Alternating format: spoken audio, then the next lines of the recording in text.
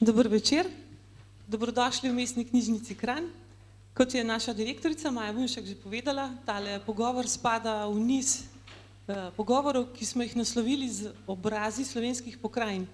Gre za spletni leksikon, ki ga oblikujemo knjižničarji cele Slovenije. Za tele pogovore smo se pa odločili pa gorenjski knjižničarji. Tako da vsakokrat v eni knjižnici pripravimo pogovor z enim od zanimivih rojakov. Danes je naš gost Aleš Šeligo. Prisrčno dobrodošel. Hvala tudi za vabilo in hvala tudi za tako navdihajoči uvod. Ja, na kratko te bom predstavila. Se upravičujem, eno pojasnilo, midva se tikava, nisva se videla več kot 4 desetletja, ampak bila sva pa prijatelja v gimnazijskih časih in ne vem, se mi zdi, da gimnazijci iz kranjske gimnazije, da smo strašni prijatelji. Eni se dobivamo celo vsako leto. In to kar traja, ne glede na razdalje. Ja, Aleš je med tem doštudiral arhitekturo in je eden izmed redkih slovenskih arhitektov, ki je uspešen na mednarodnem parketu, če tako rečemo, je namreč pogumno, široko razprl krila in poletel v svet. Tako da njegovo arhitekturo srečamo skoraj na vseh celinah, no, Arktika, Antarktika ne, ampak druge celine pa se mi zdi kar vse, ne, da? No. Če se ne motim. Ja. Pa tudi doma, recimo Modra hiša v Ljubljani je njegov projekt. Njegova kreacija, potem so številne prenove, recimo grad Snežnik, grad Negova, pročelje stavbe Kozolec v Ljubljani, pa še nekaj bi se jih našlo, bo še o tem nam mogoče sam več kaj o tem povedal. V prvem delu torej nekaj besed o arhitekturi, v drugem delu pa se bova še posebej posvetila Aleševemu očetu, Rudiju Šeligu, ki bi prav danes, ta datum ni slučajno izbran, prav danes praznoval 90 let. Največji literat iz Kranja, zagotovo, častni občan mestne občine Kranj, Prešernov nagrajenec tako sklada kot dobitnik Prešernove nagrade za življenjsko delo, plodovit pisatelj, esejist, urednik številnih revij, tudi profesor. Svojo življenjsko in poklicno pot je pa sklenil tudi kot izredni član Slovenske akademije znanosti in umetnosti, pa še družbeno-politično se je angažiral, ker se mu je zdelo, da se je treba angažirati zaradi tega njegovega velikega čuta odgovornosti do družbe, tako da je bil med drugim tudi minister za kulturo in je v tistem času nastalo delo, o katerem bova kasneje zagotovo nekaj rekla, ker je ključnega pomena še danes, po mojem. Aleš, za začetek, a se dobro počutiš v tej naši knjižnici, v tej stavbi, v kateri pravzaprav po prenovi še vedno veje duh kreatorja Edvarda Ravnikarja? No,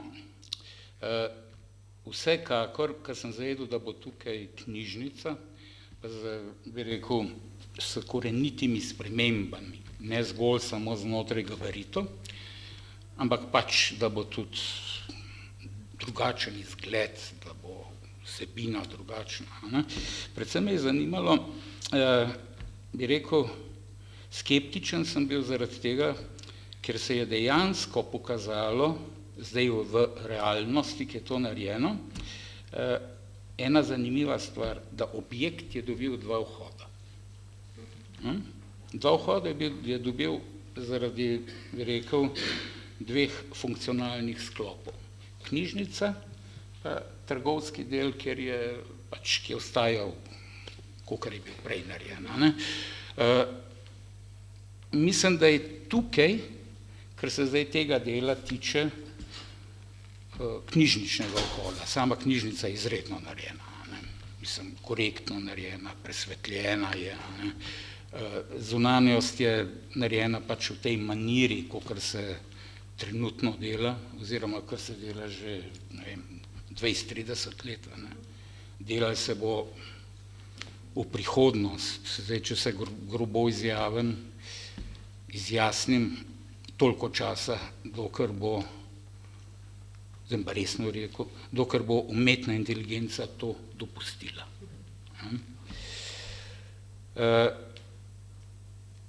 Se pravi, ta del je v redu.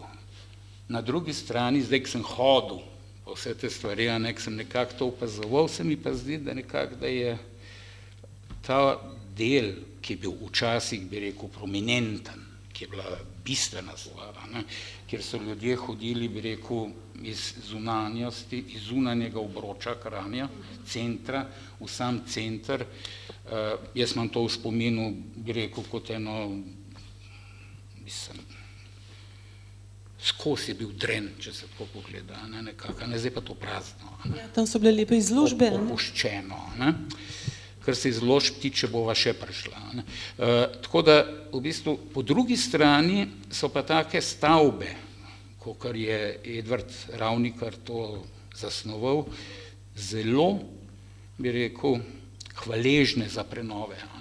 Zakaj?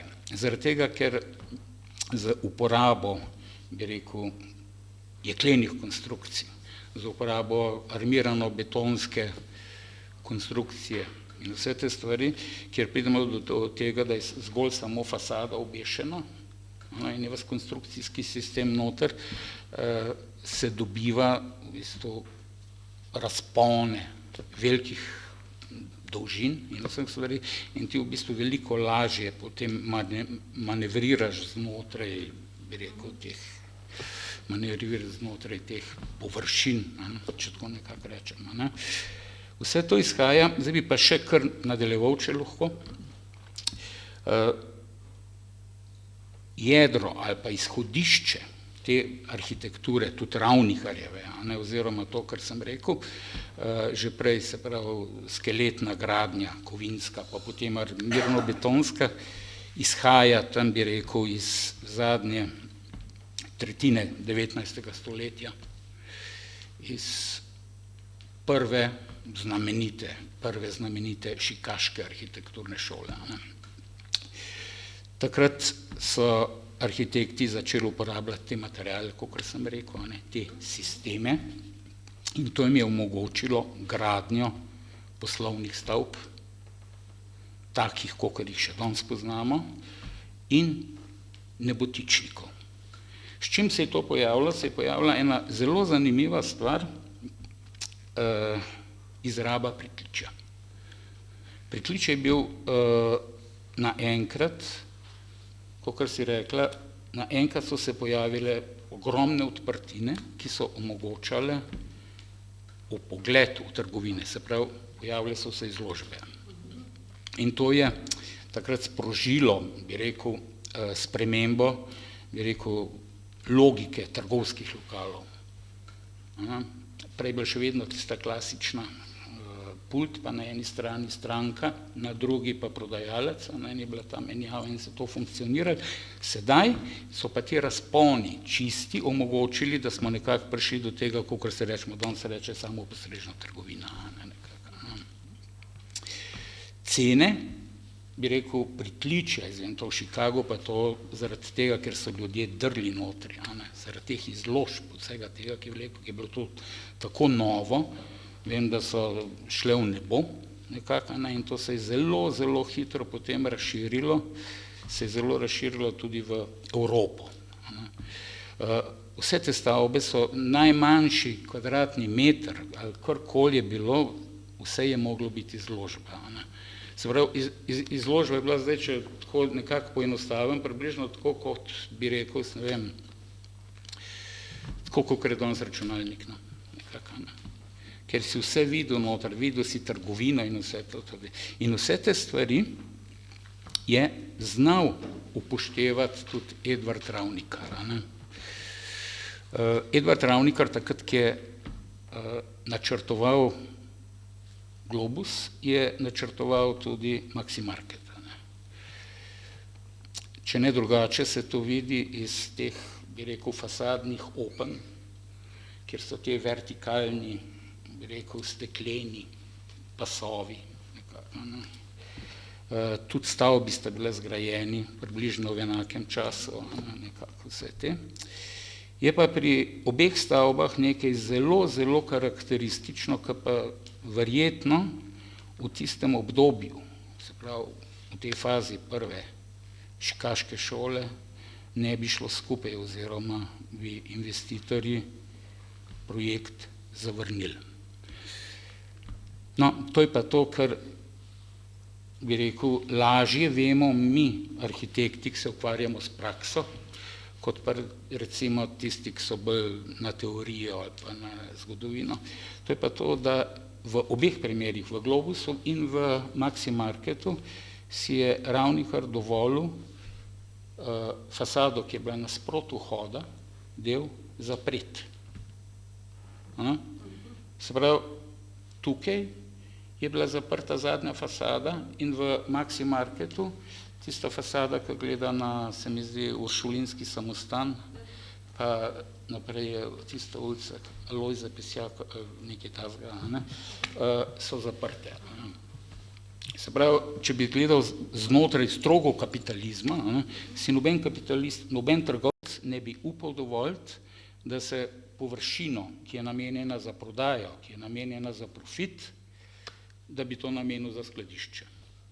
Verjetno je to v 70-ih letih, pa pač, ki je bila Jugoslavija in vse te, ni bilo toliko pomembno, ampak to je zame zelo, zelo karakteristično, ko verjetno bi težko našel, ki je nekako še podoben primer. Vsekakor pa to ne znižuje, bi rekel, ne znižuje, mislim, kvalitete, veličine, to, kar je Edvard Ravnikar naredil. Korten je tudi iz Amerike prišel? No, to je bilo zdaj... Ta je pa bil prvič, tukaj uporabljen. No, zdaj bi tudi lahko dolgo zgodbo nazaj, zakaj je, pa jo bom zelo skrajšal. Takrat, ko se je Globus zgradil, sem bil jaz star, koliko? Sem bil jaz star 7-8 let. In se spomnim, smo se vozili z kakšnega izleta, starši, bratom, tule po Irenovem klancu, ki sem prišel na vrh, se je videl, kako ta objekt raste. In je bilo tako zanimivo, da v prvi fazi nekako ni bilo več teh starih stavb, potem je bil tak lesen, bi rekel, zapora, omejitev gradbišča, potem se je pa začela počasi gradnja. In ta gradnja se je začela tako, da ni bilo to tako klasična gradnja, kakor je bilo včasih, ali pa kakor sem bil navajen gledati to v vodovodnem stolpu, kjer smo stanovali, zgledal hiše in so v peko delali tako obod, tako kot smo mi otroci, naprimer, delali tista pozim, zaklonek smo se kepali, pa vse te stvari. Ni bilo petja. To sem se zdaj spomnil, da pri tem monotonem delu, ki so te zidarji, predvsem iz južnih republik, ko delaš ti cel dan te opeke, nekako ti je dolg čas in so zidarji peli. In je bilo to tako lep, zdaj sem se to spomnil, tako lep spomin nekako. Zdaj, če bi dal primerjavo, malo bolj to tako preprosto, tako kot da bi bil v eni neapeljski pizzeriji, ki picopeki pojejo, tako nekako, se njime tudi dolg časa, če se tako pogleda. No, tukaj je bila pa čist druga gradnja, pojavili so se stebri in potem na teh stebrih so bile plošče in to je nekako tako rastlo. No, in potem smo se vedno sprašvali tudi kot otroci, kaj bo pa zdaj naslednja faza, in kar naenkrat pridejo te pločevine, te paneli, bi rekel, vsi so rjaveli, ki je bil dež, ki je bilo gor, je dol kapljala voda, ki je bila polna rje. Črn prah je leto, ja.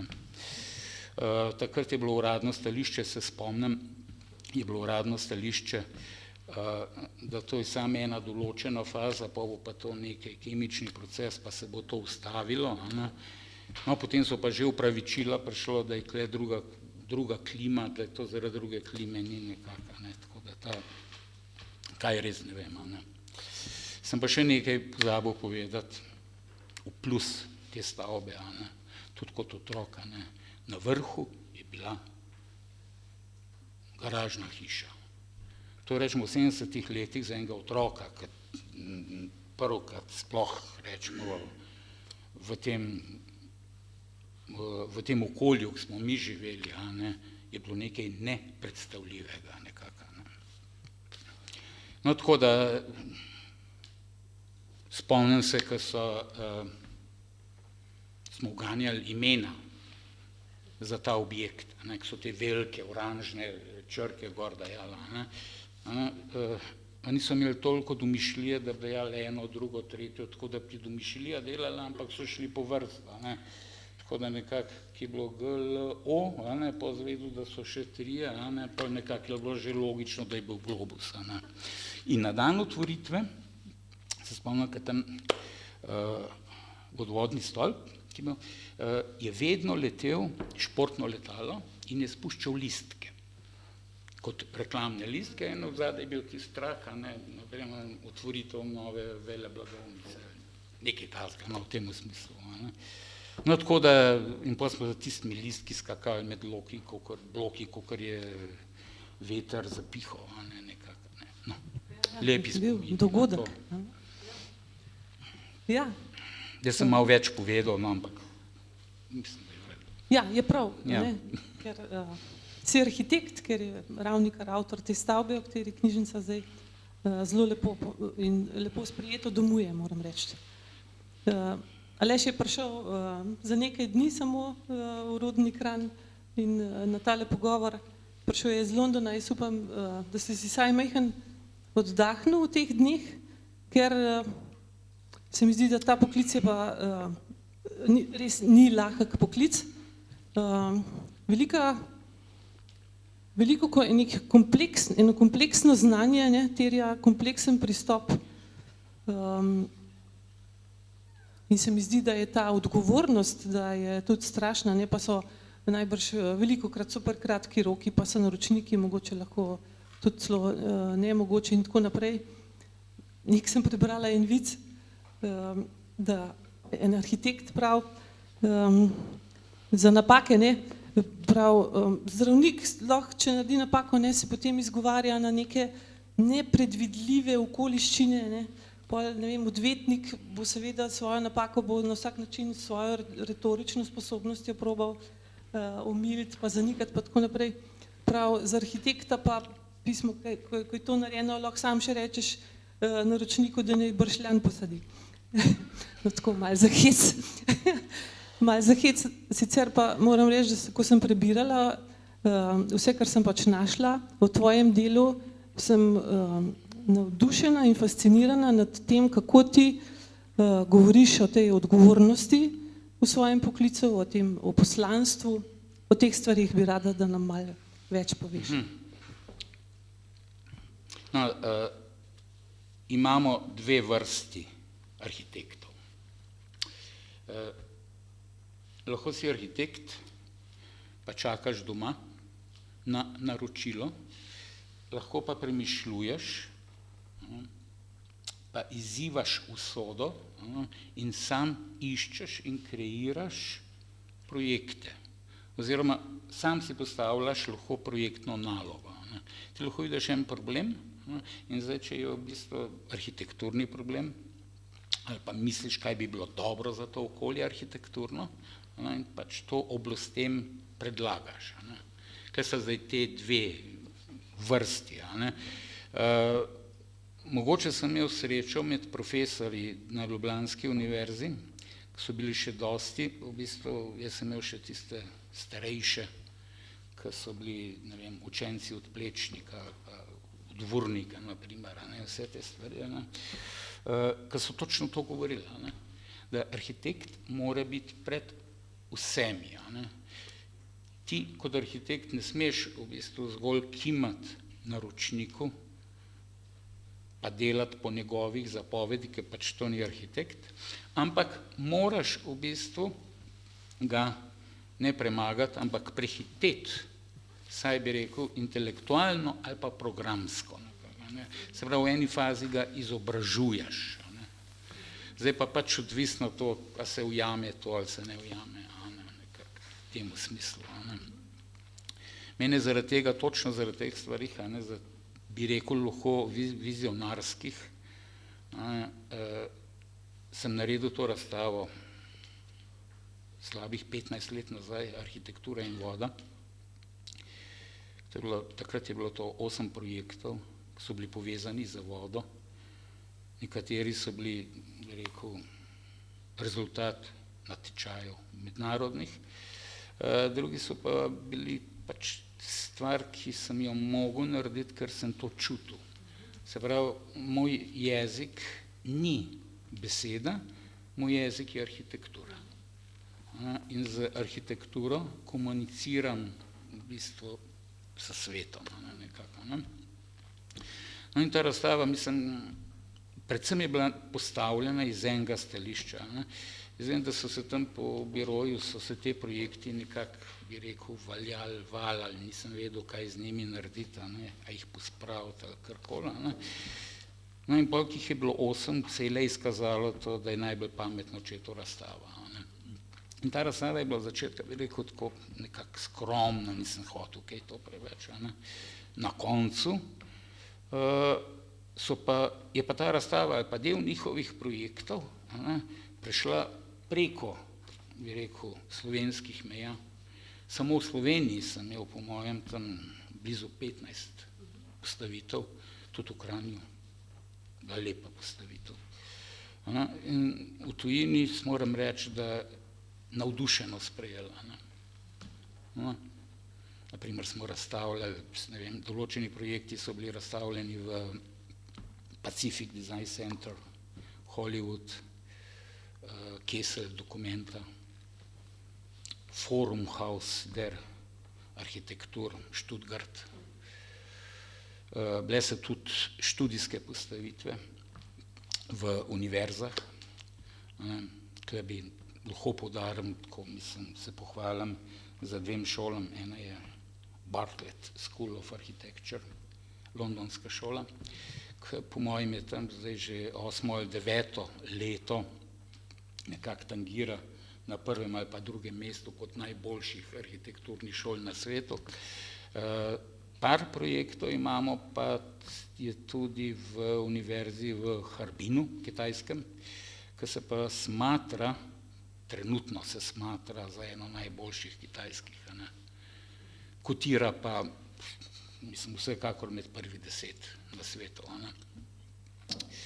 In zanimivo, vse te postavitve še do danes imajo pri določenih predmetih, imajo te moje projekte, o njih debatirajo in vse te stvari, ampak predvsem iz katerega stališča, iz vizionarskega stališča in iz tega, da se mladi arhitekti naučijo in vejo, da morajo biti korak pred ostalimi vedami. Zakaj? Zaradi tega, ker samo arhitektura je najpomembnejša od vseh teh ved, ne bom rekel zdaj, da je to umetnost ali ni, rečemo vseh ved, ki kreira človeški razvoj, njegovo evolucijo in v bistvu ustvarja civilizacije. In zaradi tega je toliko bolj odgovorna nekako. Toliko zdaj znotraj tega. Zato si jo tudi zmeraj oblast, skuša bolj ali manj prisvojiti? Ja, no, vse to je pa najhujše, ker v bistvu arhitektura, bi rekel, je zelo težka, bi rekel, ta veda, ali pa zdaj gremo bolj na umetnost, na vse te stvari.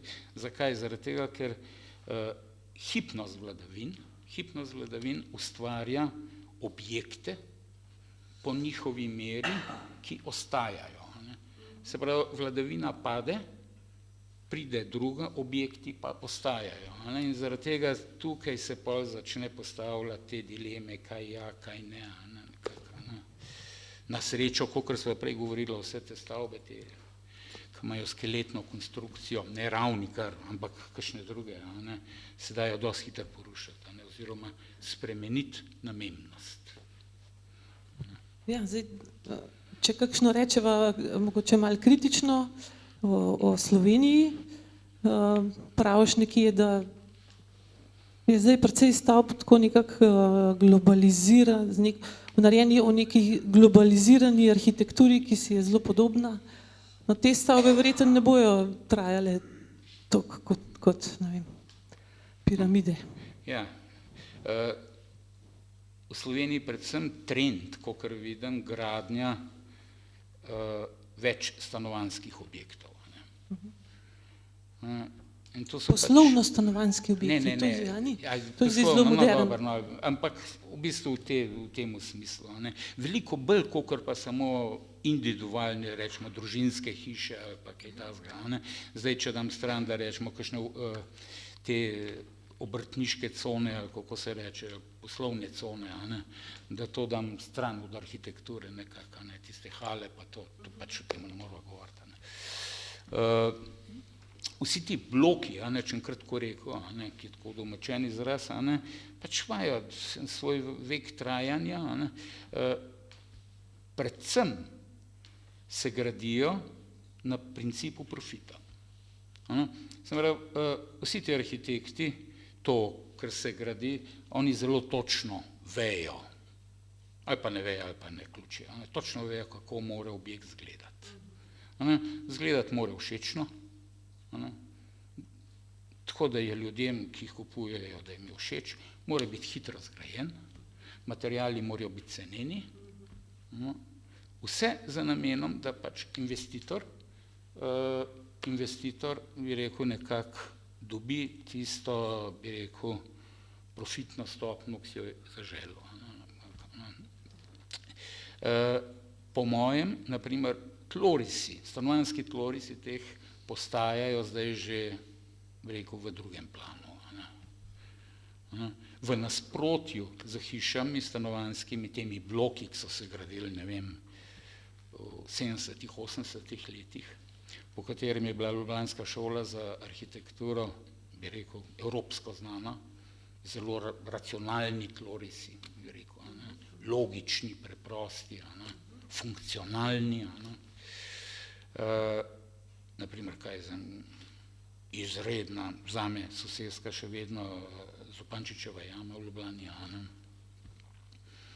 Če se mene vpraša, tudi ta blok na Mlakarjevih smo mi stanovali, arhitekturno, mislim, brez napake. Te so pa hitro narejeni, nekako. In zdaj vsi ti tlorisi, ki se vidi, kdaj pa kdaj, kaj bi rekel, je premehna kopalnica, ali je kuhinja pa dnevna soba, ki je itak že skupaj, nekako, pa je vse to premehno, pa spalnica velika. Prehitro gre v bistvu ta ciklus, ker ga pa pač tudi trg tako narekuje. Ali pa ko gledam te bloki, ki se zdaj tudi na hitro gradijo v Kranju na dveh koncih, kdo bo sedel na balkonu nad najbolj prometno cesto v Kranju? Ja, vem, stanovanje, ki nima balkona, je klaustrofobično. To je ena najhujših stvari. Ena najhujših stvari je, če ima blok garsonjere in da garsonjera nima balkona. Vsaj en kvadratni meter, da se teh 20 kvadratov, da se izpoje, mislim, da dobi stik z zunanjostjo nekako, da ni tistih pri garsonjerju, rekel, kaj za ena, dva okna, to je celica. In če rečem, zdaj ravno tam, ki sem govoril od tlorisov, zame en najlepših blokov, je bil zgrajen za svetovno prvenstvo na miznem tenisu, se mi zdi. To je bilo, ne vem, je bilo to 67, 68 leta. To je na Celovški, ko greš zdaj, tam, ki je ta glavno križišče, ko pol zaviješ, zdaj ne vem več ulic pa vsega tega, ampak kljub temu, cel blok so same garsonjere, 21 kvadratnih metrov, tako narejeno, mislim, še nisem videl presežka v garsonjerah, vsak ima balkon, in danes so več ali manj noter študenti. To je zraven tisti Šiška, urbani center. Zelo v redu. No, v Kranju, jaz živim na planini, Ja. pa moram reči, da kljub vsemu govorenju o planini pa planini pa tako naprej, ne, smo se hecali včasih, ampak zdaj, ko gledam, kaj zdaj gradijo, se mi zdi, da je planina bila vrhunsko načrtovana. Z drevoredi in tudi z vsem tem, kar človek potrebuje, a ne, skratka, ne samo neko garsonjero, ampak potrebuje tudi vrtce, potrebuje trgovine, skratka vsa infrastruktura je bila načrtovana v tem naselju. Se mi zdi, da je dosti kvalitetno naselje. Ne? Ja, prejšnja zakonodaja, ne vem zdaj točno, kako je prišlo, je to programsko zahtevala. Ti smo tam razpredelnice, toliko in toliko ljudi oziroma stanovanja karkoli mora biti pošta, toliko in toliko mora biti vrtec. Se pravi, še toliko ljudi mora biti vrtec in ta vrtec mora biti toliko in toliko velik. Dokler je bilo to družbena gradnja. Čim se pa zdaj pojavi privatna gradnja, pa nekako privatni investitorji nimajo tega interesa. In pa so to te pritiski. Ne vem, zakaj bi on vrtec zgradil, ko mu pač ne prenaša tazga profita, lahko, razen če se prej ni kakšnega dogovora ali kakorkoli, ampak pač tega ni. Klasični primer je to naprimer Anglija, pa te viktorijanske vrstne hiše. Naprimer, to, ki se vidi, rečemo Liverpool, pa je vse nekaj zadimljeno, pa vse nekaj strehe. In tam je to ogromno teh, mislim, linijskih, to so vrstne hiše, ki jih je 50 v liniji, in to so ulice na ulice, brez kakršne koli trgovine, brez kakršne koli pošte. To ni nič. Nič, zgolj samo to, da se proda. In to ima tudi zelo kratek vek trajanja, ker pač investitorja pa ne zanima. Investitor proda in zanj je zgodba končana. Njega ne zanima kvaliteta gradnja, nič ga ne zanima v bistvu.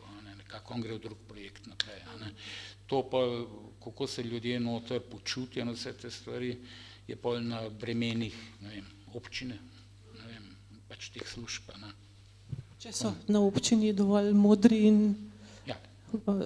v človeka usmerjeni ljudje. Zdaj, ko si rekel, da zdaj govorijo o tem, kako so lahko naročniki nemogoči, kako si vpet v to, ni čudno, da potem moraš nekaj časa posvetiti tudi tem vizionarskim projektom, pri katerih lahko daš res sebe celega v ta projekt. Prej, ko si omenil ta projekt Voda, mogoče bi bilo najbolj zanimivo za poslušalce to, ta projekt na slovenski obali, otok, ki si mu dal ime Adria. Kako je s tem projektom? Otok Adria, ja. Dobro. Če se lahko sam prej na tvoj komentar vrnem, za sekundu, saj investitorji niso grozni. Sploh niso grozni. Grozni so tisti, kateri pišejo ta pravila, ki to investitorjem omogočajo. Rečemo, v Skandinaviji je to nemogoče. V Skandinaviji, mislim, investitor se zaveže vse, Avstralija isto. Ti moraš vse to zgraditi zraven. Čim je pa v bistvu tako pravilo, da ni tega pravila notri, je pa pač odprta pot do investitorja. Tako da ni vse, bi rekel, investitor. Ja, potem je pa trgu prepuščeno, če ni pravil. Ja, nekako. Otok Adria. Otok Adria je nastal kot odgovor na nezmožnost politike, da bi rešila med državno mejo med Slovenijo in Hrvaško na morju. Vsa ta, bi rekel, amputiranost vseh teh idej, ki jih politika ne zmore speljati, ker se vrti v krogu, kjer je pač ta njihova moč, tega despotizma, ki se gre nekako, nima tudi, bi rekel, nima nobene potrebe, da bi rešila v končni fazi, zaradi tega, ker se rešuje. No, in moj odgovor je bil v tem, da bi v mednarodnih vodah na severu, tam, kaj je tisto tista tako špička je nekako, ne, na vode, da bi tam zgradili umetni otok, ki bi bil v lasti Italije, Hrvaške in Slovenije. In po mednarodnem pravu, po morskem pravu, bi bile potem te pomorske meje zabrisane. Se pravi, po eni strani bi rešili akutni, bi rekel, politični problem, po drugi strani lahko to predstavlja sožitje, to, kar je Evropa, se pravi, ni meja nekako, ne, lastništvo večjih držav, pa kakorkoli, po tretjem pa čisto klasično, je pa to pač turistično. Dodatna površina. Ja, turistična, bi rekel, zanimivost, ker ta otok je bil zamišljen nekako tako, da bi v lagunski obliki, to mislim pač zaradi varovanja vseh te notranje marine, ki je z hoteli, pa vse to tako, tudi stolp visok, tak vrtljivi, ki simbolno, kjer se vrti in ti vidiš v bistvu vse tri države, in pač to simbolno povezuje, nekako. Zdaj smo imeli že ene potencialne, nekako bi hotel imeti še investitorje, pa smo naknadno dodali še 3 majhne otočke, kjer bi lahko golf igrali, tako da je na vsakem otočku 3 luknje, in pa se pa s čolnom seli naprej. To so pač tiste pol na konc stvari, ker včasih tudi pokimaš za kaj. Kako so politiki prisluhnili ideji? Italijani, zdaj naj se mi upravičujejo, sem pozabil predsednika takrat italijanskega, kdo je bil, navdušenja, ja, zelo. Ne toliko, da bi se dalo to realizirati, kot pa sama ideja, se pravi kot arhitektura. Kaj lahko arhitektura naredi? Se že to je veliko. Ja. Hrvaški župani v Istri, ki so videli tam svojo priliko, tudi, bi rekel, turistično ali pa kaj takega, no, se najmanj, bi rekel, kako bi rekel, najmanj odziva je bilo pa v Sloveniji. Ampak je še vedno, vse to mi je všeč, všeč mi je, da ta projekt še vedno živi. Živi na papirju in je fino, ker se laična ali pa strokovna javnost o tem pogovarja. Se pravi, da ima neke eno energijo, eno moč ali pa ne vem. Ma eno potencialno energijo. Rečemo. Zanimivo. Zdaj pa čez, lahko, ne mislim, ker sem zdaj, je pa trenutno, kakšen mesec nazaj, so mi kolegi na mizo dali en članek, povedal pol na koncu zakaj, je pa še en drug projekt aktualen bil, je bil pa narejen tam okrog znotraj te razstave.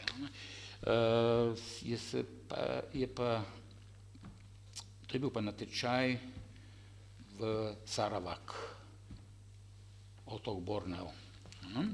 In tam je bila želja investitorja je bila, da tam, ki je džungla, nekaj je bilo to tako, so bili slapovi, taki mogočni slapovi in spod je bilo jezero, nekako, da bi tam naokrog v bistvu zgradili eno turistično naselje. Da je v redu, lahko se te naloge lotiš blazno preprosto, vzameš tipologijo tistih hišic ali hiš naseljih tam, pa rečeš, v redu, bojo itak zahodni turisti srečni, veliko boljš, kakor še jim postaviš alpske hišice tam ali pa ne vem kaj, ampak mene to takrat ni zanimalo. In sem študiral potem, sem videl, da voda, ko pada v jezero, ki se odbijajo vodne kaplje, nekako, ki se odbijajo, te kaplje se odbijajo v približno enakem loku, kot je Jurij Vega računal te balistične, te lete topovskih raket, mislim, granat, in mi smo tukaj v bistvu, tukaj se je ustvaril tak naključni urbanizem. Ne. Če se predstavljava, ne, voda šprica, tako kot umivalnik in voda ti šprica, ne, in zdaj nekako tam ti šprica, rečeš, tam bo pa en objekt stal, ne, v tem bo, če zelo preprosto rečem, ne, ampak je bilo pa fino, ker je dejansko to, ker krivulje podobna je, kot je Juri Vega računal, ne, no, in potem gotovo analogno se je pa pokazalo to, da pač objekt mora biti v obliki vodnih kapelj, ne, ker drugače to zgubi smisel.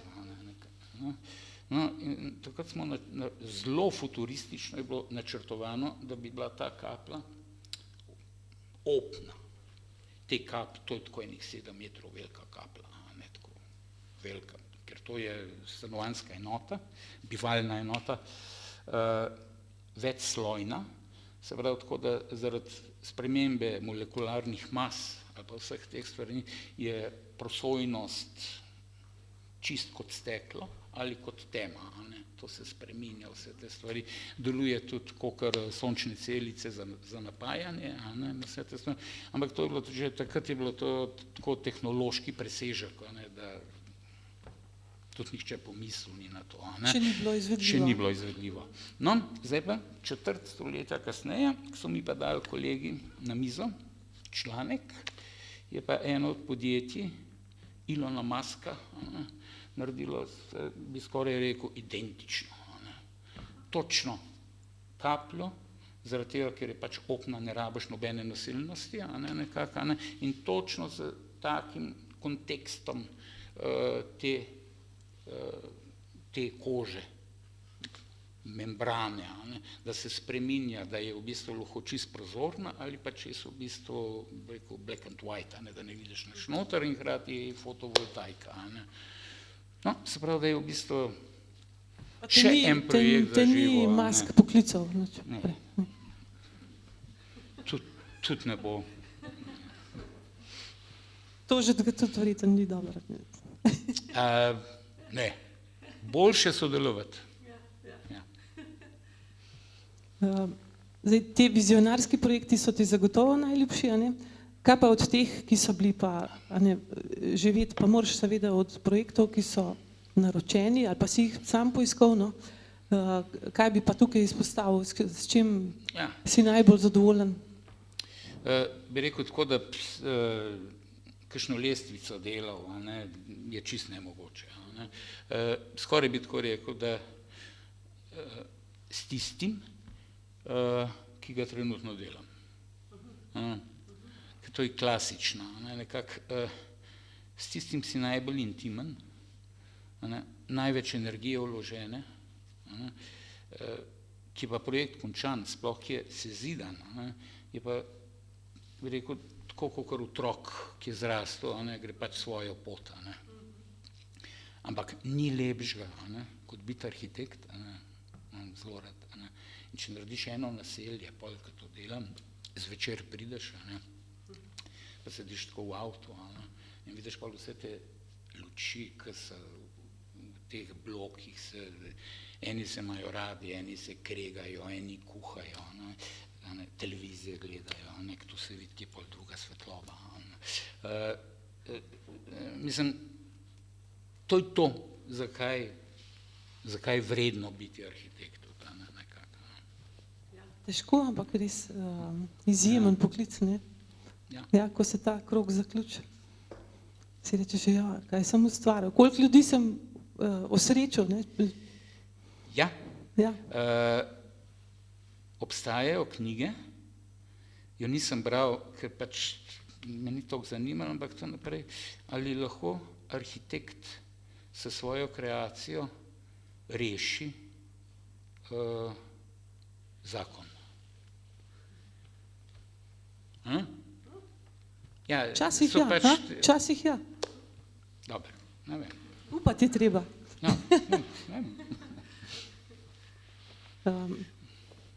Mogoče sam še besedico vseeno o Kranju, o najnem Kranju, o našem Kranju. Prej sva načela pravzaprav temo urbanizma. Moje mnenje je, da in v Sloveniji in v Kranju že dolgo ni urbanizma. A se strinjaš? No,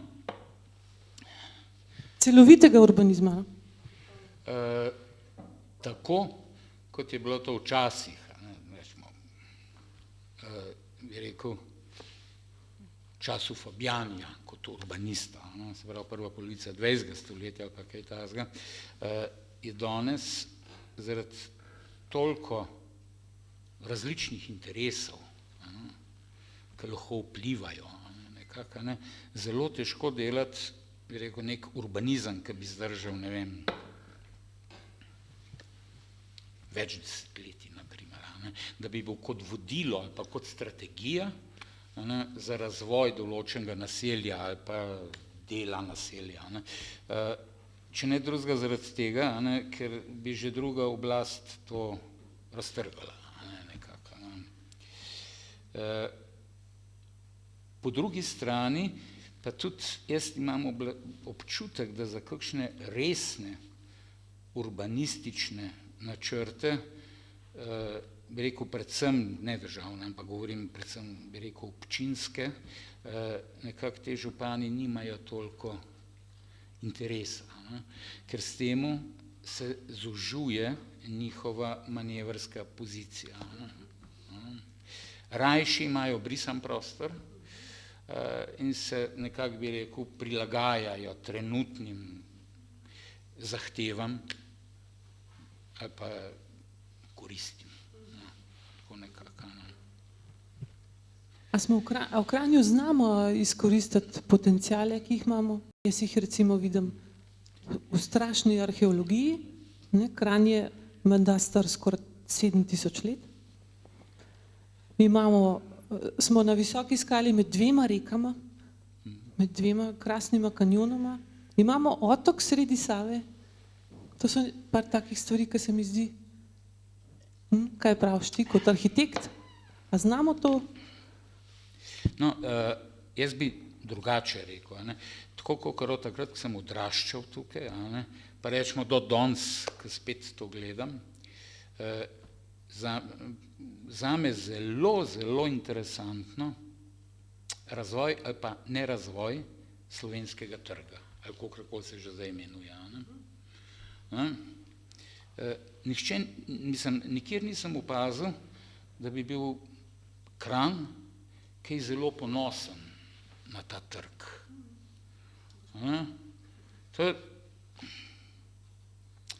Zdaj bom pa drugače. Dokler sem živel v prejšnjem sistemu, je bil ta trg logičen, kakršen je bil. V današnjem sistemu ga je nadgradil župan Gros, s tem, ki je pač simbolno posadil to lipo. Zdaj, če gledamo poldnevnik po Evropi, je tako lep trg, bi rekel, prejšnjega režima težko najdete. Se pravi, to je najbolj zahodni trg, se pravi, to je trg, ki najbolj se zajeda v tisto Evropo, ki ni imela, bi rekel, komunističnega režima. In ne vem, zakaj v bistvu se to, bi rekel, zelo preprosta beseda, ali pa ni čisto v redu, se ne trži. Glejte, ne kot, se pravi, lahko kot taka zanimivost, kot arhitekt, Tom pa je povedal, tudi kot opomin. Sej na vse zadnje, taborišča in vse te stvari je tudi danes namenjeno obiskovalcem. Ceausescu, na primer, Romunija, gledajte, mi pravijo, hodijo gledati turistično, njegove objekte ali pa kakorkoli je, ker jih pač zanima, kako je bilo v tem prejšnjem sistemu. Pa spet bom rekel kot opomin, da ne bo to tako preprosto ali pa da ne bi žalil vseh teh 100 000 milijonov žrtev nekako. 2 meseca nazaj Skandinavec kolega kliče iz Bagdada, da je tam, ker je atrakcija in gleda, tam, ki so isto imeli. Kdo je bil že tam? Bagdadu. Ja. Sedatni. No, isto gleda. Zaradi tega je šel v Bagdad. Ja. No, jaz sem se vmes nasmejal, ker sem rekel, ravno takrat sem nekaj bral, nisem vedel, tudi zdaj čisto tako. Nisem vedel, da so v bistvu Skandinavci vikingi bili v 10. 11. stoletju v Bagdadu. Oni so čez peš prišli, vse prišli, mislim, blazno zanimivo. Dobro, ta trg, slovenski trg, ima v sebi to revolucionarno izročilo, se pravi, kaj je bilo, vstaja, delovske stavke, revolucija pa boja. Zdi se mi, da je Dolinar kot kipar pa arhitekt Tepina sta nekako to naredila. Naredil je pa fantastično, to, kakor sem že rekel, župan Gros s to lipo, ki je to nadgradil. Se pravi, mi imamo kleno celoto. Ampak mi vsi pozabljamo, nikjer nisem sledil tega, zakaj je še bolj poudari to noto tega trga. Na eni strani imamo gimnazijo, ki predstavlja izobraževanje, na eni strani imamo občino, ki predstavlja oblast, na tretji pa imamo v bistvu delavski dom, ki predstavlja kulturo. Se pravi, vse te tri bistvene komponente, ki nekako so služile v prejšnjem režimu, da je lahko funkcioniral. In vse to skupaj, mislim, če bi znali to nekako zaviti, mislim, ne tako, kot je zdaj blazno preprosto, če bi znal iz tega zgodbo narediti, veliko boljše, mislim, ne vem, zakaj ne bilo to atraktivno za ljudi. Ker to imamo. Ne vem, zakaj bi skrivala. Saj se mi zdi, da je to naša lastnost, da se ne znamo dovolj pohvaliti. Ali pa včasih tudi premalo vemo. Jaz vidim, da kar se tiče recimo Globusa, pa te skulpture pred vhodom, veliko je bilo ene verzije, tudi še zdaj, ampak kako pa ljudem razložiš celotno zgodbo, pa ko še recimo poveš, kaj je o Ravnikarju, jim pa postane všeč. Mogoče je treba te malo bolj kompleksne stvari pač treba malo razlagati. Niso takoj samoumevne. Aleš, še bi lahko govorila o arhitekturi, seveda, cele ure, ampak, kot rečeno, danes bi imel tvoj oče 90 let, pa predlagam, da drugi del pogovora posvetiva temu velikemu Kranjčanu. Za začetek bom jaz samo par dejstev naštela, potem bom pa tebi prepustila besedo. Rudi Šeligo, največji kranjski literat, je bil rojen v Sušaku pri Reki. To je mogoče malo manj znan podatek. Potem je pa družina leta 1939 šla na Jesenice, zato ker je njegov oče tam dobil službo. Tako da je Rudi odraščal na Jesenicah, tam je končal osnovno šolo, takratno gimnazijo, potem je pa maturiral v Tolminu. Vmes je že postal malo upornika, pa je malo oddelal v železarni, tam mislim, da je prišlo spoznanje, da pa to vendarle ni zanga. Po maturi se je pa odločil, da bo študiral filozofijo in psihologijo. Študij seveda končal in nato še magistriral iz estetike. To je ena čudovita kombinacija. Ta njegova poklicna pot je pa tako natrpana, da samo na kratko, prej sem že omenila, saj verjetno vsi vsaj tako v grobem poznamo, velik pisatelj, esejist, dramatik, človek, ki je čutil odgovornost do družbe, zato se je družbeno-politično angažiral, še posebej v tistem desetletju, ko je kazalo na to, da se bo Slovenija osamosvojila.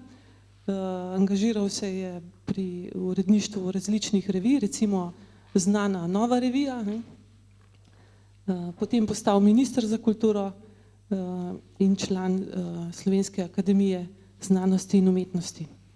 Aleš, kako si ti, kako ste vi v družini doživljali to njegovo hiperaktivno delovanje in ta njegov angažma? Ja, no, zdaj malo težko vprašanje, to v 2 stavkih bom probal. Oče, kar se jaz spominjam, on je v bistvu imel vedno 2 službi. Zdaj ta izraz služba, dobro, se razume, 2 dela. Takrat, ko je šel predavati na, kako se zdaj reče, višji oddelek, ki je tam predaval statistiko, takrat je rekel, da gre v službo, takrat se je pa usedel in je pisal, takrat je pa delal. Ja.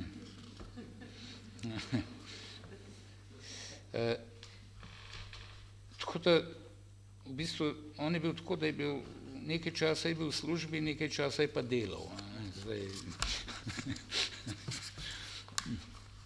No, vsekakor je bilo takrat, ki je bilo samo to, je bilo v bistvu, bi rekel, preprosto, zaradi tega, ker je to utečeno, nekako dela, predvsem tudi tisti časi, takrat bi rekel, prejšnji sistem niso bili tako stresni za človeka, bi rekel, tako kot danes, da bi danes to tako nekako, kot je služba veliko bolj, bi rekel, mislim, jemlje prostor, energijo in vse to, da še zraven vse to delaš, pomaš pa še družino, pa ne vem, kaj še vse zraven, je to težko. Takrat je to, imam občutek, veliko lažje. Vse je teklo veliko lažje, ni bilo toliko enih, bi rekel, teh nepotrebnih ali pa stranskih stvari, ki so motile ta ritem. Obdobje slovenske pomladi, takrat smo ga videli, bi rekel, tako bolj malo, nekako. To ni bila niti služba, niti ni bilo delo, to je bilo poslanstvo in čast. In to je, tle je po mojem čas, ali pa ne vem kaj, ni več ta faktor, nekako, si temu predana. In to je bilo manj. Potem pa pač ta dnevna politika, ki ga je izžemala, ki je postajal cunjast v eni fazi, probal še pisati dobro, pa je uscvetel, bi rekel spet, zažarel, takrat, ki je bil tiste pol leta minister in je napisal zame to prvi nacionalni kulturni program. Ravno 25 let je od takrat, ne? Letos je 25 let, ja. Lahko, če včas tudi besedo, ki je od tega rečel, ki se mi zdi zelo, zelo pomembno. Ampak to je nekaj raztreseno pola, nekako. Tako da jemlješ v zakup, pa se, bi rekel, tudi na en način navadiš. Res pa je, da sem jaz tudi potem že druge živel, pa vse te stvari, nekako. Da ni bilo več družina, bi rekel, toliko skupaj. Je pa napor vse to. Tako nekako. Ampak je, se mi zdi, da drži ta ocena strokovnjakov, da ni toliko količina časa pomembna, kot je kvaliteta. Zdaj ne vem, te sprašujem, jaz si predstavljam, tako kot ko preučujem, kaj si ti ustvaril, kako ti gledaš na svoj poklic, da je ta karizma njegova, da je vplivala na te, pa ta njegov blazen čut te odgovornosti do družbe, ali pa mogoče tudi ta, on je imel tak filigranski pogled na človeka, na družbo, on je vrtal vase in v posameznika in v družbo, se je to pravzaprav tudi kot arhitekta, ne? Ja, lahko bi iskala kakšne smernice znotraj tega, seveda gotovo. Sej ne nazadnje se vsakmu otroku so starši vzor, če se tako pogleda.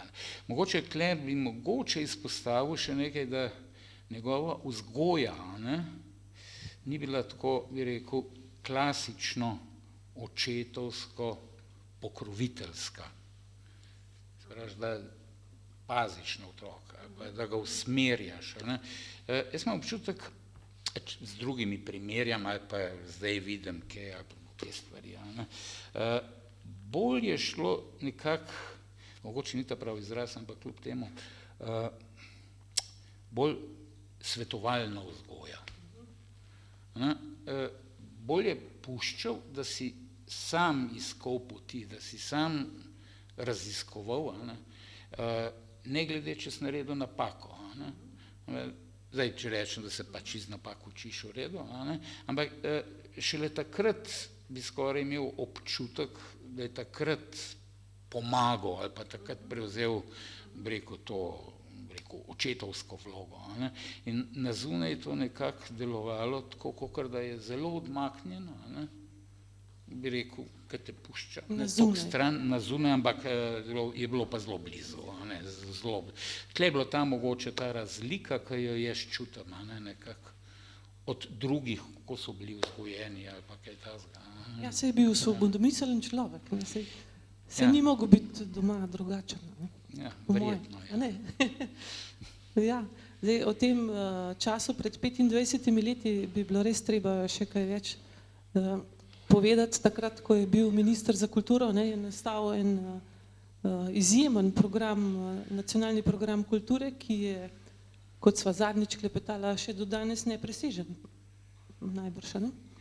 Jani Virk recimo je napisal, tako bi prav rada prebrala, da je kot minister za kulturo s svojo ekipo naredil ogromno. Sestavil je namreč slovenski nacionalni kulturni program, ki se bere kot sijajen esej in hkrati izjemno operativna naloga za slovensko kulturo. A programu tedaj ne slovenska kultura in ne politika nista bila kos in še danes pa za marsikoga deluje kot znanstvena fantastika. In Virk zaključuje, Slovenija pogreša intelektualce, ki bi se kot on zavedali, da je treba svoja dejanja podpisati s svojo krvjo. To se mi zdi, da zelo dobro označuje tvojega očeta. Ja, to je gospod Virk mislil na vse te odgovornosti in vse te stvari, da stojiš z dušo in telesom, kar v bistvu narediš. Seveda je to ministrovanje spet vzel kot čast. Nič drugega. Se spomnim, niti ni spraševal to, kaj so za plače, kaj so, ne vem, ko dobiš te službene telefone. Potni nalogi. To ga nič ni zanimalo. V tisti situaciji je on prekleto dobro vedel, da bo vek njegovega trajanja, njegovega ministrovanja kratek. Ker je bila pač taka politična situacija, mislim, naključje je bilo tak in je pač to vedel. In je že naslednji dan je začel zbirati okrog sebe v bistvu strokovnjake različnih področij. Kaj moram pripomniti to, da ni bilo nujno politična usmeritev. In v pol leta so nekako naredili, je rekel, imam tukaj sabo, tako slovenski nacionalni kulturni program, ki je bila pač, tako izgleda, ki je bila pač izdana potem v knjižici. Zanimivo je, da založnik je bila Nova revija, kljub temu, da je to takrat funkcioniralo. Nažalost, vlada, ki je bila za njo, za to vlado prišla je seveda to raztrgala v sekundi in so šli na druge strani. Ta program ni program, bi rekel, kulturnega ministrstva, da bi kazal, kakšni so razrezi, pa kolikšno dan, ampak dejansko je kot esej. To je prvi v bistvu nacionalni program, ki ga je Slovenija dobila po 10 letih lastne zgodovine. Prej tega ni imela. Takrat so mediji pisali, da gre na eno vrsto nadaljevanja pisateljske ustave, da sedaj pa v bistvu ta kulturna ustava. In v tej knjižici se bere, se zelo lepo bere nekako, lahko bereš kot priročnik, kaj more biti kultura v državi in vse te stvari. Je bil pa on tudi kljub temu, da sem učitelj, da je bil, ne vem, tako nekako površinski ali splošno, kar sploh ni res. Bom pa zdaj prebral vse, kaj je v tem slovenskem nacionalnem kulturnem programu zadal, kaj slovenska država potrebuje. Določene stvari je izvedel sam, določene stvari, ne glede na to, koliko potem naslednji pluvajo ali kakorkoli, so pa naslednji ministri. In to je zanimivo, res, ko se bo videl, kako ta program, kako to, bi rekel, nekako se še vedno izvaja na nek način. Zdaj, sekundu, da jaz to najdem ti papirje.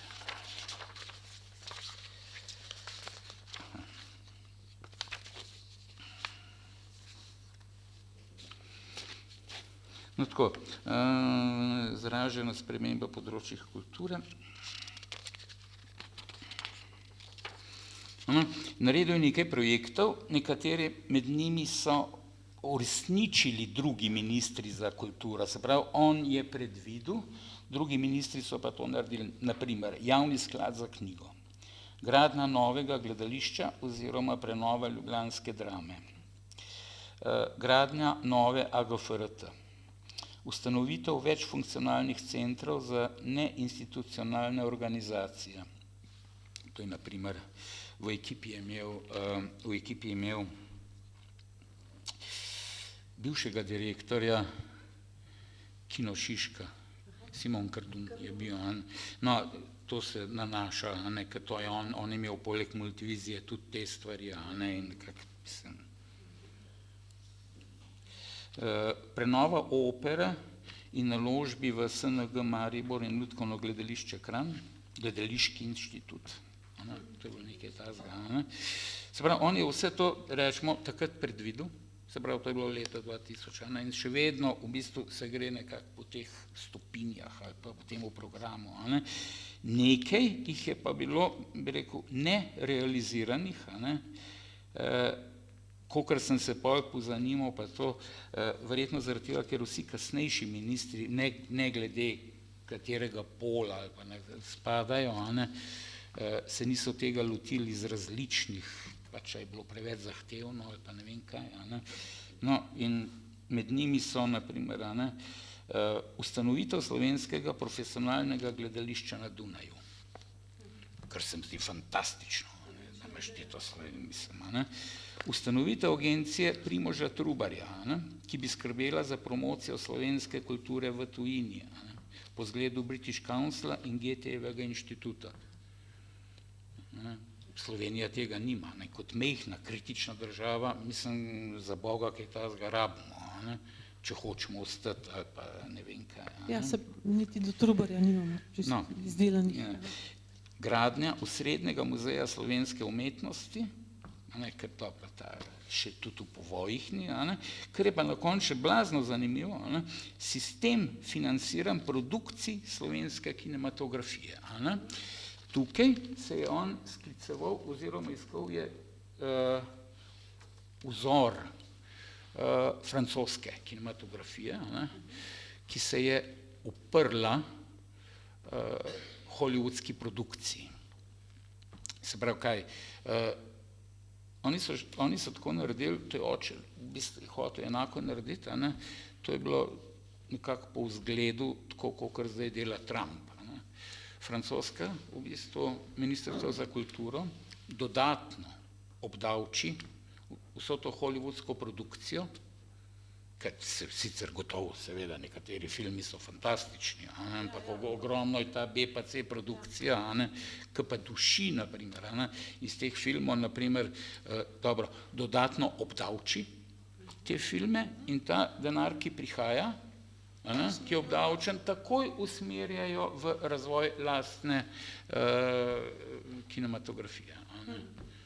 To se mi zdi zelo nekako taka čista, nekak ideja in jasna. Francozi so s tem denarjem vse posneli.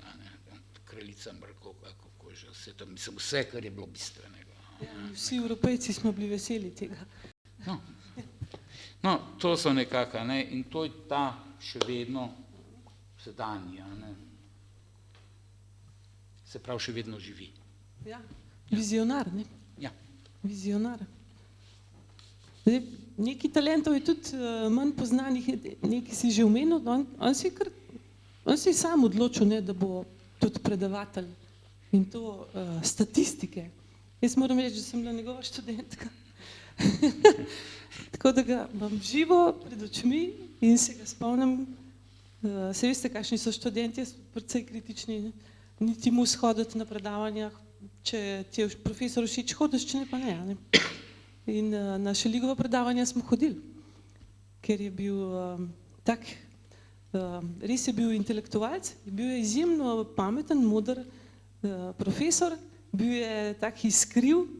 Vam pa v spominu tudi na posebnost, on je tudi med predavanji fajfo kadil, češ, jaz pač kadim fajfo. Tudi iz tega smo si rekli, pismo, kako je ta človek samozavesten. Tako nam je bilo všeč ta poteza. Pa še ena posebnost je, ki pa verjetno še manj znana, da je pozavno igral dolgo časa. Ja, pozavno je igral, bi rekel, to iz mlajših let, študentskih tudi. Tam sem prebral, da je igral v teh plesnih ansamblih.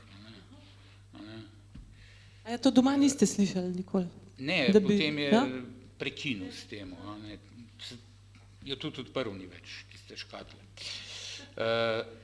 Takrat so ga klicali Sokrat, punce pa Soki. Tako nekako.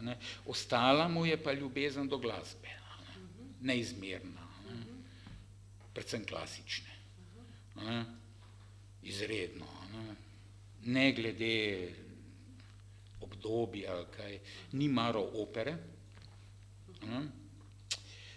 ali pa zelo redko, mogoče kaj tam Benjamin Britten, mogoče kaj tisto novejšo ali pa kaj tazga, te klasične, to bi rekel Sivilski brivec ali pa te stvari, to mu pa ni šlo. Pop glasbo, to mu ni šlo. Zdaj, ko sem včasih kakšno ploščo dal nekako za poslušati, tudi za mnenja, pa bi rekel tako, da je vsaj v pop glasbi kvalitetno, kaj za naprimer, David Bowie, naprimer, ali pa kaj tazga, ni šlo. Ne, 15 sekund, da je dolg čas. Sem pa kaj, mogoče kakšne ansamble, predvsem nemško, berlinska šola, elektronska, Tangerine Dream, ampak predvsem zaradi strukture glasbe, ko so se upali narediti skladbo 20 minut dolgo. Moraš za Boga imeti kaj zapovedati, če ti 20 minut igraš. Ne more biti danes tako, kot vezano vse na tiste 3 minute.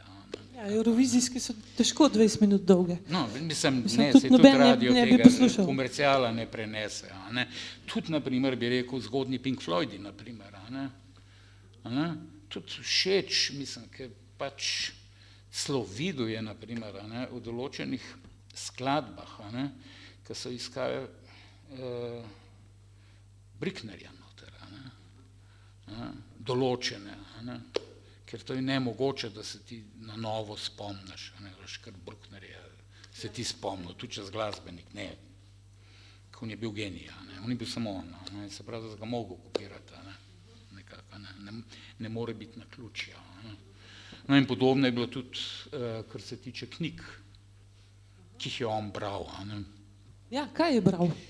No, to so tiste knjige, a ne, ker, ja, bi rekel, še meni, bi rekel, včasih težko, no. Vse tiste knjige, ki jih je treba prebrati. Ne, Kot to itak, kot vse, intelektualca, to ne. je, ja, seveda je vedel, a ne. No, manj načeloma ni knjig bral, on jih je študiral, a ne. Zdaj, ko je bral, je skozi kakšne zapiske delal zraven, a ne, ampak mislim, strokovno gradivo, a ne. Neka stalna želja po učenju. Ne vem, raziskovanje boljše. Se spomnim tam, kdaj je bilo, ne, ni bila več gimnazija, kasneje je bilo. Okrog 90. leta se mi zdi, da je prišel prvi prevod razvpitega tega pisatelja, kaj že, on je napisal Mačje pokopališče. To je že tam, te grozljivke. Ja, Stephen King, ne. Vsi smo to, se spomnim, govorili o temu, ne, pa pisali, ne, mislim, govorili, kako je dobra, pa to, ne. V knjižnici mogo čakati, ne, ker takrat ni bilo 10 izvodov. Vrsta je bila, ja, nekako. Pa tisto tam smo mogli poznati, ne, tam zraven recepcije, ne, pa je bilo boljše. No, in vem, sem jo prebral, ne, sem mu rekel, ne, boš ti tudi, ne, to prebral, ne, je rekel, no pa dej, ki je tudi slišal, ne, od te knjige, no pa je šel v sobo, je bilo, ne vem, mogoče 10 minut, ne, mislim, pa je tako prišel nazaj, ne, tako stegnjeno roko, kot da bila knjiga kužna, nekako, ne, da to pa on ne more, ne, da res, da se upravičuje, ne, mislim, prav tako zoprav ni šlo, ker so pač drugi, normativi, ne. No, to je tak droben. Ja, je bil zahteven, ne. Njegovo branje, njegove knjige, to ni lahkotno branje, zdaj, če v zadnjem delu se posvetiva še temu, kar je, kot si rekel, delal, ne, kar je delal v službi, literatura, to ni lahkotno branje, gre za, če gremo gledati literarne definicije, eksistencializem, ne, neko stalno prevpraševanje človeka, njegovega položaja v družbi, tudi precej temačno je vse skupaj včasih, ne, zelo kritično, pa tako, se pravim, tako minunciozno, ne, tako kot bi z mini kamero snemal ljudi v drobovje, ne, tako da si moraš pri branju res vzeti čas in se zbrati. Potem je pa to eno izjemno doživetje. Me zanima, kako si ti skozi leta to njegovo literaturo bral, dojel, ker jaz sama zase lahko rečem, da ko sem bila mlada, mi je bilo, priznam, izjemno težko. Lahko rečem, da mi je šele zdaj, ko sem se spet lotila prav zaradi tega pogovora prebrati še več knjig od Rudija, da so mi zdaj šele povsem blizu. Ja, da bi tako rekel nasplošno, da mi je kakšna knjiga najbolj všeč, pa da bi na prstu pokazal, težko. Bi rekel, zadnjo leto ali dve, to vsekakor Ohranjeni spomin, izredno delo Aleksandra Zorna, ki je izbral 6, koliko, ne vem, 9 novel, in jih je dal pač v novo knjigo. To knjigo sem skozi nosil v seboj, mislim, kakšno leto, od takrat, ki je šla, kamorkoli sem šel, je bila ta knjiga z mano potovala, kjerkoli. Najdalje je bila v sudanskem Kartumu, smo projektirali bolnišnico, pa francoski Lyon, pa to.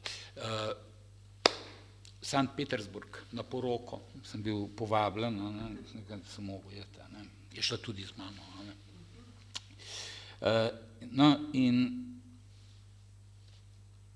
spominjam se o predstavitvi knjige, je Aleksander Zorn lepo povedal, da to niso težke knjige. Samo mi smo razvajeni. V tem je stvar. In da Šeliga se bere, če ne gre drugače, vsaj 3 strani na dan. Pa je dovolj. Ampak v bistvu gre za to nekako, bi rekel, to kontinuiteto ali pa ta razvoj.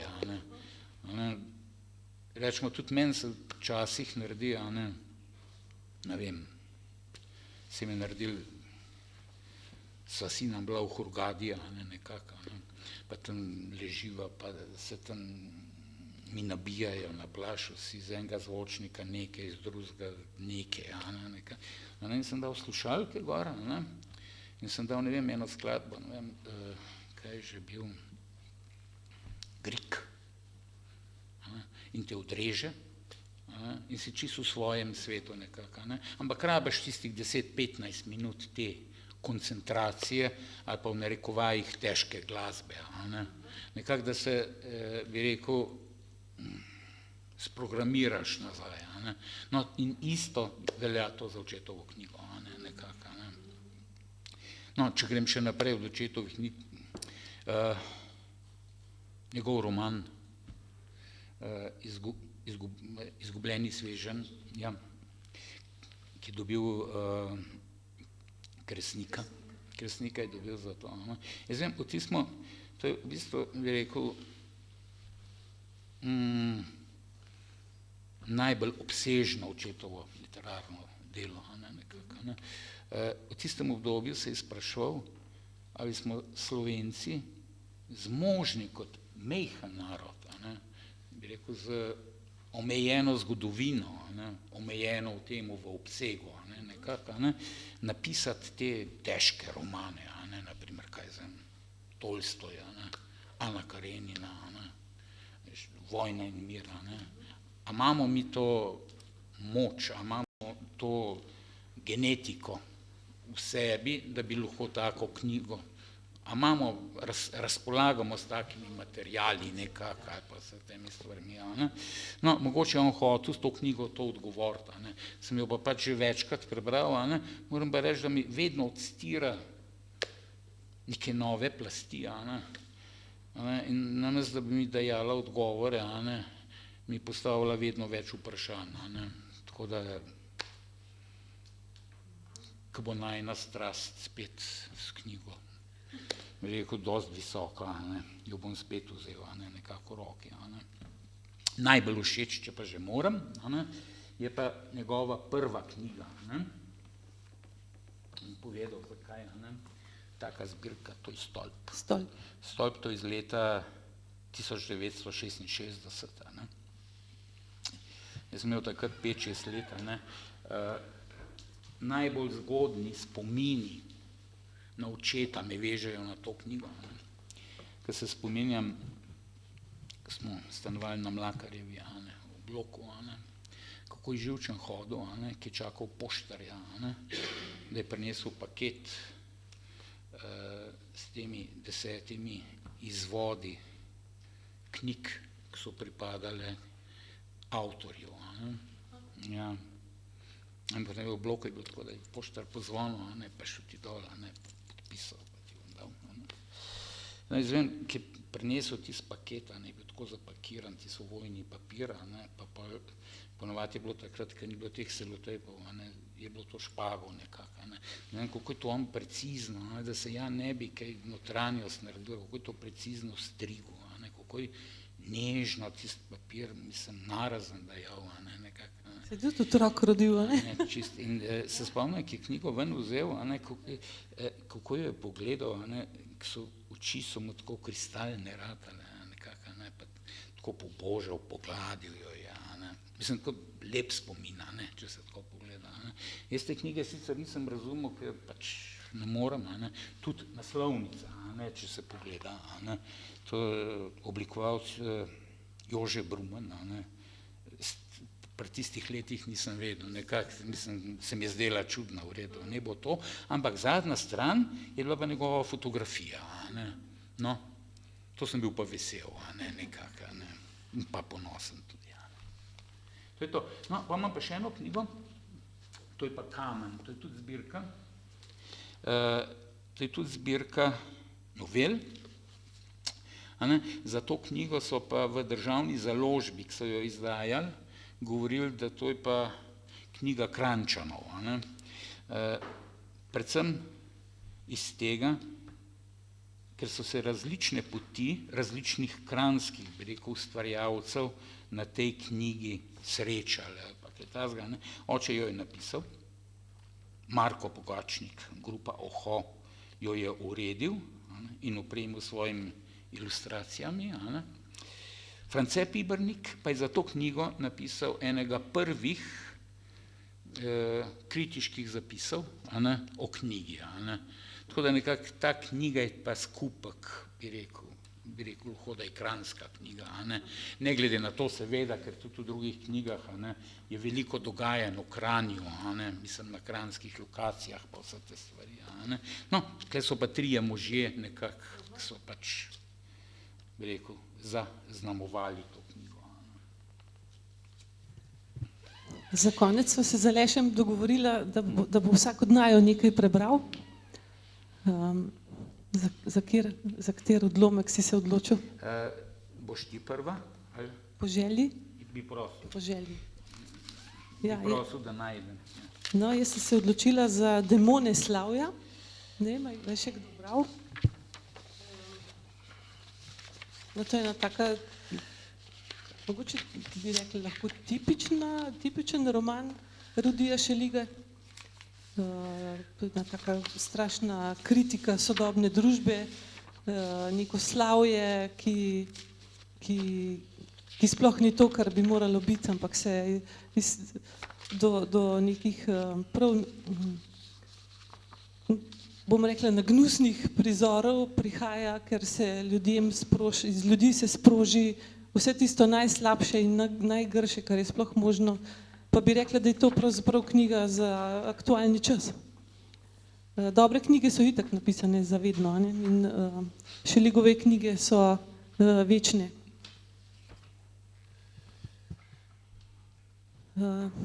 En odlomek. Je vzneseno vzkliknil bivši pravosodni minister Luzer, slovit po požrešnem trebuhu, večno bi jedel in pil.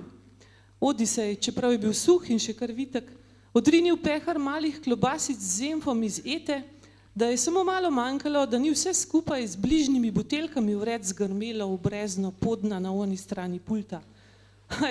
To bo dobro, to bo sladko, to bo pasalo, je vzklikal in dvigoval roke v brezvetrno ozračje kot znak vdaje pred dobroto, ki je zdaj zapeljivo mastno sladka prihajala not.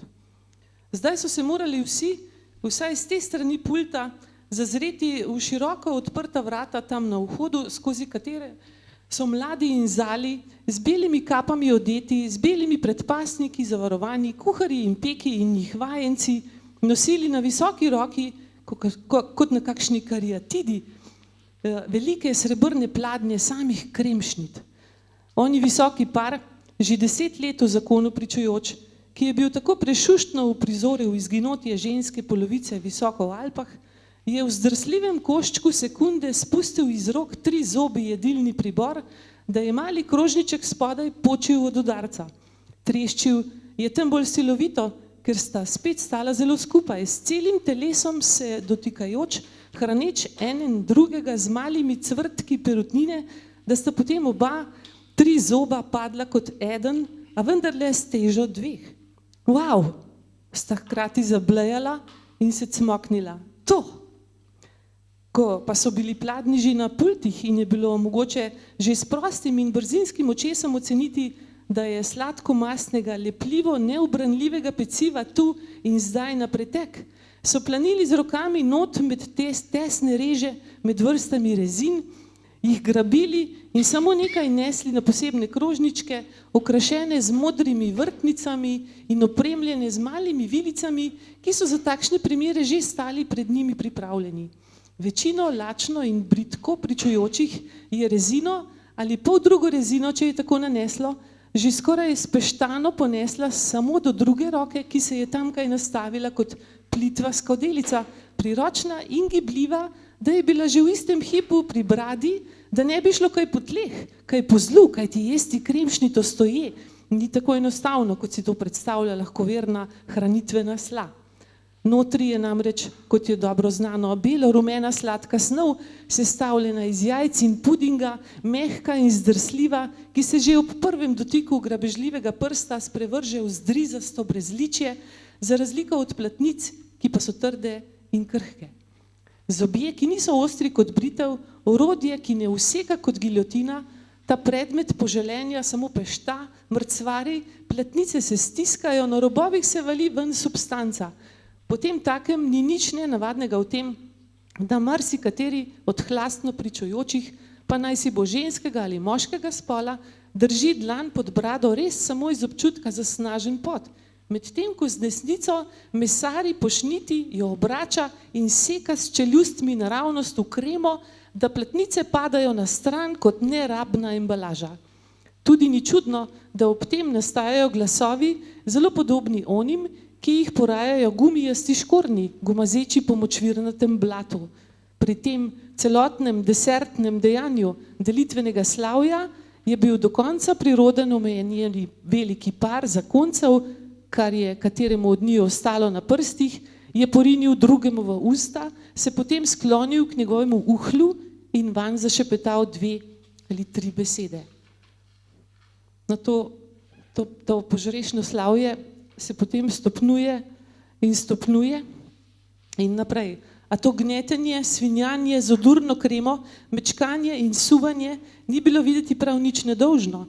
Mogoče je bilo sklepati po črnjavi obraza, ki ga je bila zagrnila, po lomljenih premikih požrtih rok, po riganju podobnem sopenju, po zariplo izbuljenih očeh, da se je večnemu luzerju enostavno utrgalo in da ga bo stopnjevanje nasilnega početja treščilo na tisto nevarno stopnico, s katere tudi poznejše obžalovanje ne bo moglo oprati usodnega dejanja. Bližnji so se ustrašili, skozi peno kreme v ustih so kričali, naj neha, to že ni človeško, še celo jutru delitvenega slavja neprimerno, saj je človek, Muki in Jakobovček, čeprav si zasluži, naj neha. Druge podmnožice in njih karnevalsko pričujoči se obrnejo, skozi še ne razslinjeno kremo v ustih, manj zamolklo, a vseeno v glasu moteno, v višji oktavi hropli, kaj še zasluži, Mrha Kovačeva, naj jo namečka za svinja namaže in tako naprej in tako naprej. Padale so tudi druge besede, med njimi celo nekatere žaljive, dokler ni zmanjkalo tudi teh, in so praskali po zatoklem ozračju pod kaloto samo še sičniki in nekatere brezvokalni zlogi, a tako gre to, najprej grd pogled, potem psovka, potem nož. Namesto noža so v tem primeru nastopile kremšnite, ki jih je ostalo še obilo in začelo se je obmetavanje, v procesu katerega se ni dalo več razločiti kdo, koga, kaj ti obrazi so bili kaj kmalu nerazpoznavni.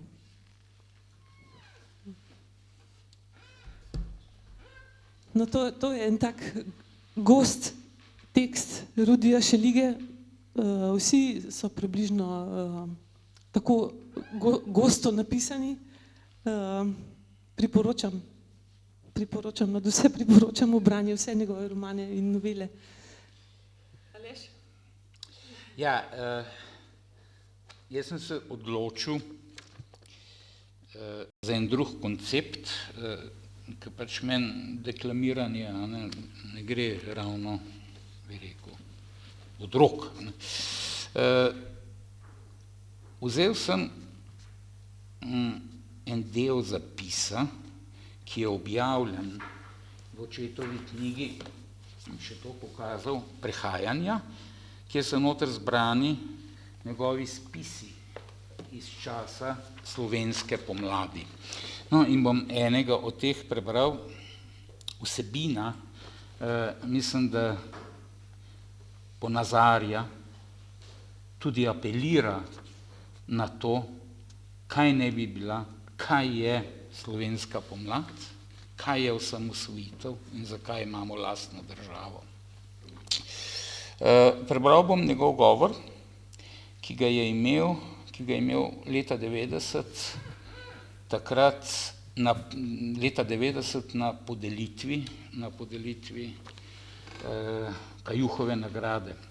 Kajuhovo nagrado je takrat razpisovala oziroma podeljevala založba Borec, pa se mi zdi skupaj z partizansko knjigo. No, in on je na svojem govoru je predlagal preimenovanje nagrade, Kajuhove nagrade, v nagrado padlega pesnika, kot izraz preseganja enosmerne ideološke miselnosti. Zdaj že berem. S temi besedami je obrazložil svoj predlog. Del tega predloga, ki se mi zdi vsebinsko bistven, ne bom vse. Odkar sem sprejel povabilo za tale slavnostni nagovor, me zalezuje naslednja misel, ki jo moram povedati. Kajuh se je rodil 19.12.22 in umrl 22.2.44. France Balantič se je rodil 29.11.21 in umrl 24.11.43. Kajuh je padel kot partizan, vojak divizije v pohodu na Štajersko. Balantič je zgorel na drugi strani v domobranski postojanki v Grahovem. Kajuh je imel 21 let in skoraj 3 mesece. Balantič pa 5 dni manj od 22 let. Oba sta umrla v 22. letu nepojemljive starosti. Oba pesnika in oba kot pesnika in človeka sta padla na napačni strani, kot je napačna stran zamenjava pesniškega peresa s puško. Ko sta padla pesniška junaka, Balantič in Kajuh, je zgorela njuna vloga, zgorela je stran, na kateri ju je smrt dohitela. Balantičeva individualna zgodba je tragična zgodba. Kajuhova življenjska pot je stisnjena pod enakim numolitom tragičnega mitosa. No in potem je še par stavkov, ki končuje. Že naslednji dan, ker takrat že naslednji dan so išli, bi rekel, so še sledi, bi rekel, težki odzivi na ta očetov govor, predvsem Josipa Vidmarja, staroste, avtoritete, ki je takrat v imenu kulturnih delavcev OF odgovoril z ostrim protestom, objavljenim v takratnih časopisih, se spomnim, točno so bili vsi časopisi, isti dan isto to napisano, v katerem se je uprl izenačevanju Balantičeve in Kajuhove usode. Seveda je oče, bi rekel, na to odgovoril, napisal je, bi rekel, že skoraj esej, dolgo zgodbo, ki jo je poimenoval Nikoli se nobena solza, še nobena solza ni bila potečena zastonj. In jaz bom zdaj samo sklenil z zadnjim odstavkom tega eseja, ki sem zdaj zelo bistven ponazorujoč vsega tega, sklenil. Ali drugače, Karla Destovnika mati je imela 2 sinova. Karl je padel kot partizan, njegov brat Jože pa kot nemški vojak na vzhodni fronti. Po koncu morije je imela mati 2 predalnika, kot komodo. Na enem je bila Karlova slika, na drugem Jožetova. Njeno razklano srce je zmoglo nemoči, ne nečloveških energij, zmoglo je ljubezni, ko je ponavljajo. Oba sta moja sinova. Kot da je na mesto domovine in s Cankarjem rekla življenje, mladost, ljubezen. No, toliko. Se mi zdi zelo v redu.